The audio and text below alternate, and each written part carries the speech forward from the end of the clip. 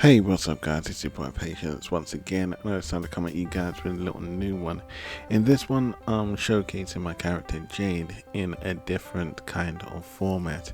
Here I've gone to like intermediate level with modeling skills, as to my previous where I'm usually showcasing how you can reach a high level toon shade effect on low topology characters.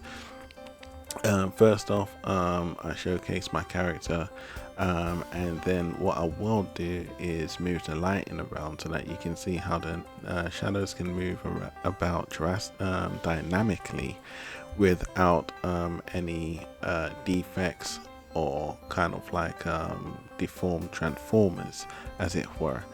Um, the purpose of this is to showcase that yes, it is accurate that with low level topology skills you can reach high level toon quality effects, not just toons cell shaded, but you can animate a nice, I guess you could say, low budget but very highly convincing animation to put out there for people, even if you have very low or poor quality skills. So these are things that I want to kind of push out there for the average user of like a 3D software, as it were. Because I think that it is a very fortunate tool to be out there for people to be able to use as well. For myself, using an intermediate level dummy, as it were, is perfect for my dance self, because I use it for references, and having an accurate reference to work from is very beneficial for my own self because of the level of I guess you could say art that I produce. There are angles for characters that I do find hard to draw at times, especially if they have certain hairstyles that I myself am not familiar with. And so having a reference that works for myself is perfect, such as this. Having a low topology character could make that a bit tricky for maybe a 2D artist like myself that needs reference, because having accuracy to your reference and drawings are very crucial. There, what I just demonstrated was that I created her clothes to be on separate layers, as it were. So it's not like it's just one model, but I've blocked her out to be separate from her clothing, which I find to be very important. Now what I want to showcase is the background, and what I plan to do with her next. You'll probably get the gist, but through here I will show off a few of my shaders and how they work. So here you can see I've got like a puddle on the floor, or that would be water if you can't tell. She's standing on a cube block, and obviously well, the background itself has an interesting feature to it. I haven't gone in detail with how I was able to achieve that, but it's, if you're familiar with how 3D programs work, it is actually very simple. And here I've even added animation to my water, just to ensure that we all know that it's water. So this was a showcase I was going to go for, but I decided to kind of give a little showcasing for anyone that might have a little more interest in the work that I actually do, my dance self. I showcase off my work a little bit here.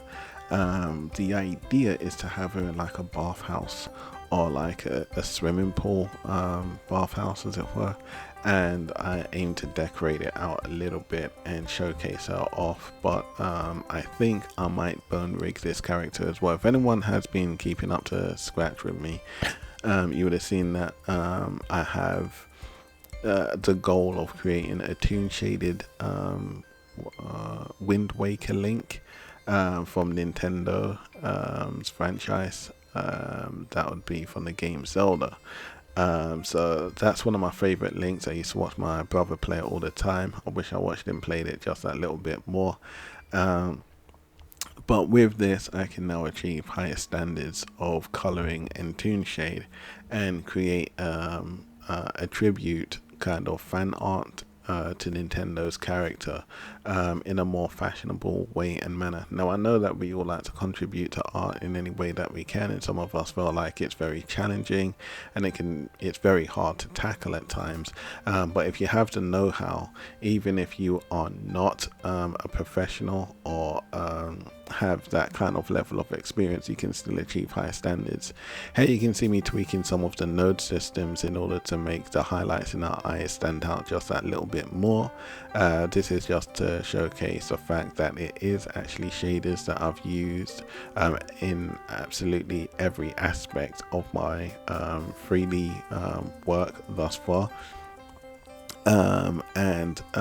I've been considering doing maybe small tutorials here and there, just in case anyone has that interest in wanting to attain more for their skills or for their portfolio, because that's how I started out as well. And having these skills can be very advantageous and very beneficial, especially having on the sidelines, because I would always recommend that you have this on the side rather than as a main project, obviously as an artist to start with, mainly because art can be a very tricky career to get into, and it can unfortunately end up wasting a lot of your time if you do not know what you are doing on have the know-hows. But to have it as a hobby to start with is most certainly an advantageous step for anybody that's interested in art and would like to take it for a career, I would say my darn self. So what I do here is showcase a little bit more of the lighting, and then what I'm going to do is tweak my node systems just a little bit more to make the water stand out. Once this happens, the piece here, or this illustration, will come to life just that little bit more. As you can see, the shadows on the face are not yet perfect, so there are tweaks that I still need to do here and there, which is why I can't necessarily go ahead and fully do a tutorial at the moment. But I do have I guess you could say I have a few paths that I can take to tackling that problem. One of them I've recently posted would be tackling the normals of the character, so as to create specific regions on the character's face for highlights, so as to, you know, have absolute control over the lighting on her face, which is the most I guess you could say the most appealing spot on a character, as that's where most of our eyes are drawn to most. So from here, now that I'm satisfied with the lighting on, I guess you could say, the character scene, I go in and I showcase a little bit of my node systems as I now prep to work on my water system properly. I did have a node tree on my water system as I was trying to experiment with something that I had in mind, but I hadn't reached the fruition of that, so I can always get back to that later. What I will do now is show you the basic method of how I go about toon shading my water. I've already got the node tree up. Like I said, in due time I'll probably do like a tutorial for anyone that may be interested, or for those of you that may be interested in how to achieve this kind of quality work, because it will help your portfolio or just your creative aspects. So here I've applied a noise, and I also gained the mapping and the coordinate textures, and once I connect those up, they give me a texture on my water that I can begin to play with a little bit more. The noise gives me something like an invisible feature of a pattern that can seem like a 2D cloudy system. So once I change my color node, I can highlight these spots and bring them out. As you can see here, it looks like 2D clouds, you know, that you would probably see in the sky on a very, I guess you could say, retro style 2D cartoon. So what I do here is I try to find colors that stand out to me personally. That would be perfect, what we're looking at right now. But what I want to do is go for something a bit more technical. The reason being is because this is one of my favorite characters in my work, which is Jade. And the look that I've gone for at the end of this might change drastically, because I'm going to draw in a bathhouse. As you can see right now, she's just in the open region. But the idea is to showcase that you can also get creative with your colors and how to play around with your colors. Usually what I do to attain high quality standards with my TOON shades is I desaturate a lot of my colors. So a lot of people will probably go in there and just pick a certain color, and you know, that blocked color is their color. So what I do is, where you can see hue, saturation, value, and I think that says alpha down there. What I do is I dial down the saturation dial. So this way the colors kind of resemble a bit more the TOON, especially in the 3D world. So that's how I achieve my TOON shades, guys. I don't just use a flat color. I desaturate them. I also do that in my 2D platform as well in most cases. Sometimes I use a hard flat color, sometimes I play around with the saturation levels, and sometimes the hue levels, and I use masking layers to help me achieve this as well. So sometimes I might just do a tutorial just to show you guys how I attain the quality level work that I do when I do post them. So as you can see, as I was playing around with the dials here, I use my emissions. The emission obviously is self-explanatory. It helps to emit a stronger level of lighting to your scene or to your object, which is what I'm going for here. It's a very powerful lighting node. So with the right know-how, you can really take advantage of this, and if you turn on your bloom, you get a stronger effect of it as well, which is something that I believe helps strongly towards a TOON shade effect. I've got what am I doing here? Here I'm showcasing the amount of control that I have over my node systems. At the same time, I'm trying to find the best color system for the bathhouse. The greens are the direction that I do aim to go, so that's what I'm going to try and target towards. What I will do at some stage is probably upload a water system that I have created. That is the look that I'm actually going to use for the scene that I'm gonna publish her in. As well, I think I am going to rig this character, so we may get an animation. If I do have the time to do so, I will upload that as well. Again, it will be a very basic animation, but an animation nonetheless. Reason being is because it's 3D, and 3D is not the direction I aim to go. I aim to stick solely in 2D. So here I'm trying to adjust the size of the ripples, the 2D ripples in the water, as it were. I've got many ways of approaching this, but sometimes I like to keep it very flat and very basic, especially for my style of art, because I tend to find it works for my style a lot better. If I go ahead and I add the caustics in there and all of that stuff, I tend to find that I've got to spend a little bit more on my own work in order to kind of mix and blend the 2D with the 3D. 3D to make it look like I've drawn everything on the screen, which is exactly the look that I try to go for. Reason being is because it helps a lot when you decide to use your work as a reference and you're saying to yourself you're going to draw over it. So here you can see that my second node system has the control over the foamy effect of the water and how much of that foam I can actually apply to my water. Each color has its own place upon the object, so as to give the color pattern. So for each dial on the color ramp that I move up and down, they will apply more space to that region. They will be given, I guess you could say, more priority over an object as to another color, which I hope to showcase a little bit in just a moment.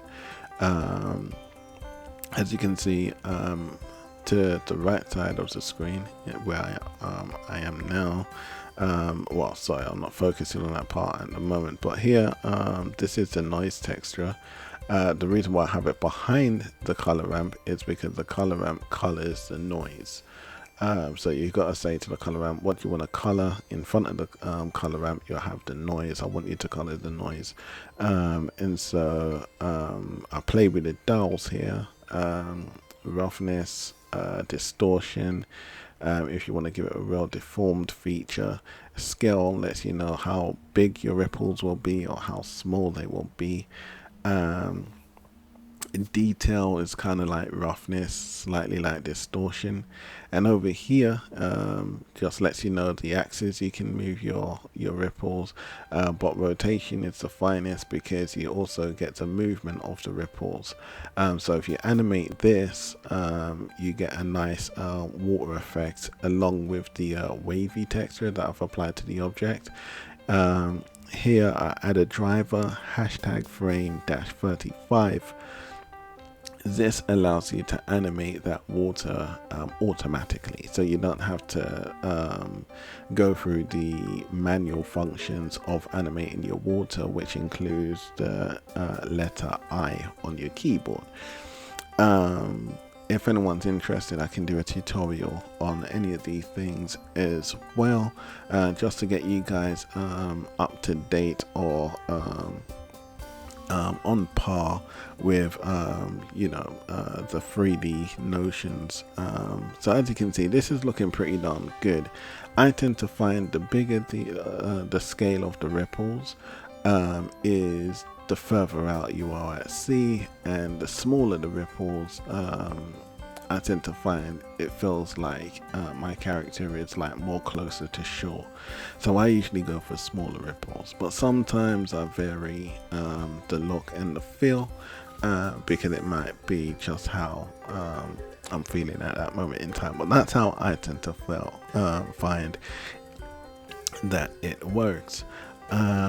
So as you can see, the emission is now taking its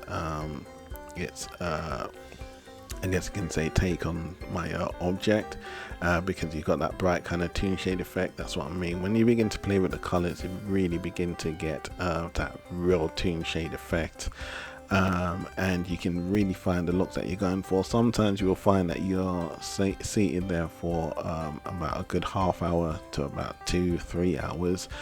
Time can go flying by so quickly. So the best thing to do to prevent that would be, because you can end up chasing yourself going round and round on the tail, would be to duplicate your object about 3 or 4 times, and then when you're satisfied with one, move on to the other one. The reason why you duplicate is because everything from the first one goes over to the second object. You got to make sure to save your color to the second object. Otherwise, what you do on the second object happens on your first object. So once you copy that, save it as its own color object, and then you begin to edit that one to your taste and liking again to better it from the first one. And then once you've got about 6 objects, find yourself a limit target. From there, you kind of say to yourself, right, I'm satisfied with this one. You can take your pick out of your favorites, and you begin to build on your own skills from there. Otherwise, you will find yourself running round and round in circles, which I've done so many times, especially when it comes to water, because you think, oh, this look looks better than this look, and you're playing with the dials, and you find yourself saying, oh, this I preferred how I did it before. If you try to go backspace, there's only so far back you can go, etc., etc., etc. But anyway, as you can see, everything's looking very gorgeous, everything's looking very smooth, and the character in the middle of the screen blends in well, and she even blends in with the background. So everything was supposed to complement the background, because the background's what I did first, and then I started creating, as you saw how it looked when I first loaded the scene up, as to how it's looking now. I added the gloss on the water as well, so we could get that reflection of the light.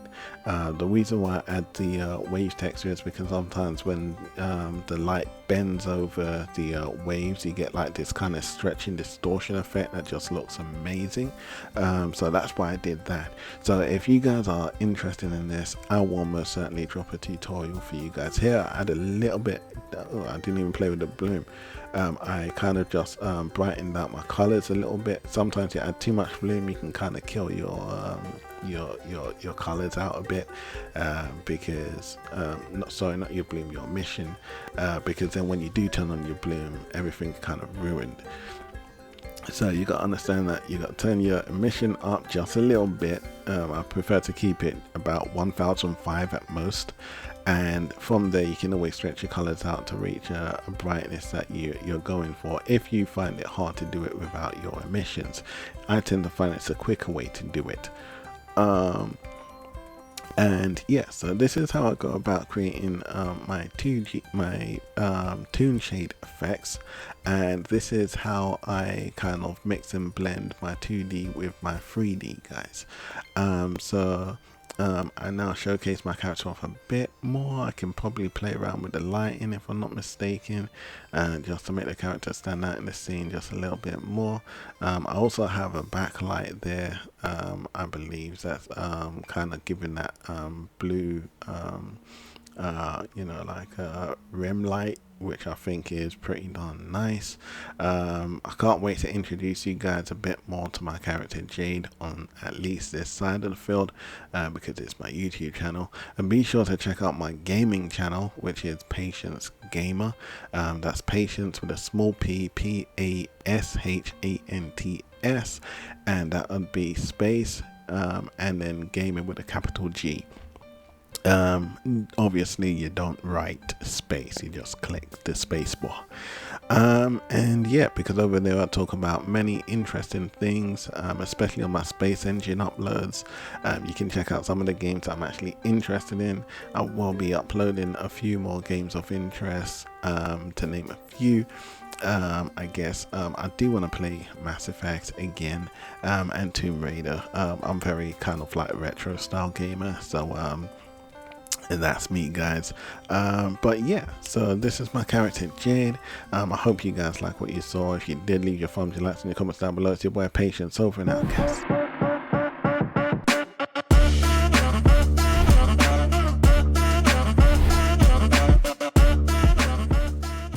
Hollywood, Hollywood, that's your boy Hollywood.